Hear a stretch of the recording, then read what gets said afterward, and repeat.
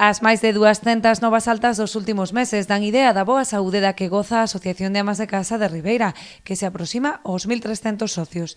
Tanto é así que xa se teñen incrementado o número de actividades que oferta a asociación, con novos cursos de baile moderno, calceta ou de conservas caseiras que se desenvolverá a próxima semana.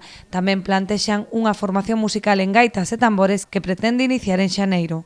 El día 8 comienza el tercer curso de cocina, que es de conservas caseras de alimentos, que será el día 8 de 16 a 20 horas, que son 2 horas de teoría y 2 de prácticas, y ahí será un poco envasado en tarros de legumbres, pescado y eso.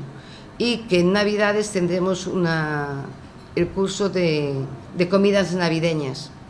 Ese está previsto pendiente de fecha y todo eso, pero deciros también que todos estos cursos de cocina siempre tenemos gente, bueno, a mayores.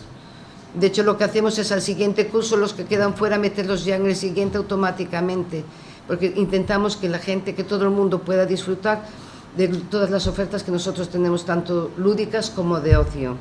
De cara ao mes de decembro son moitas as iniciativas que promoverá a asociación, entre as máis destacadas o xantar de confraternidade previsto para o día 9. El día 9 de diciembre tendremos una comida baile de confraternidad de amas de casa, que pueden acudir acompañadas de sus maridos, porque aquí amas y amos de casa no hacemos distinciones de sexos, que será en el Bayuca a las 2:30 de la tarde, y para ella habrá autobuses que saldrán de la estación.